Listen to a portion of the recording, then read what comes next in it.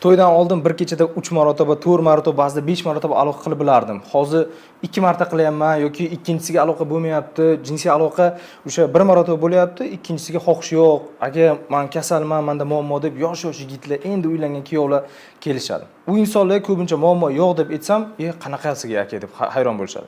Tushuntirib beraman. Oldinlari to'ydan oldin siz bir oyda bir marotaba yoki haftada bir marotaba, ba'zilar yilda bir marotaba aloqa bo'lgan. O'sha sabab sizda 3 marotaba, 4 marotaba, 5 marotaba aloqa bo'lgan. Ya'ni siz och bo'lgansiz jinsiy aloqaga, shuning uchun xohisham juda o'tkir bo'lgan, aloqa qilib bilishlik soni ham ko'p bo'lgan. Sperma miqdori ham ko'proq. Uylangandan so'ngchi, uylangandan so'ng ishlaysiz, muammolar qo'shiladi, har xil joylar, jinsiy aloqa ham uje badizga urib boshlaydi-da. Har kun osh yesangiz ham u ham joningiz tegishligi mumkin-ku. Bu yerda ham xuddi shunday holat. Shuning uchun buni olib qaraydigan bo'lsak, Yevropa assotsiatsiya urologlari haftada 2 marotaba aloqa qilib bilsa erkak deydi, uje sog'lom bu. Agarda siz har kuni bir marotaba aloqa qilib bilsangiz yoki kun ora bir marotabadan aloqa qilib bilsangiz, siz o'zi sog'lomsiz. O'zingizda o'zi qiynaysiz, o'sha bir marotabadan ham bo'lishda muammolar kelib chiqadi. Shuning uchun e'tibor bermaymiz. Bu muammo emas.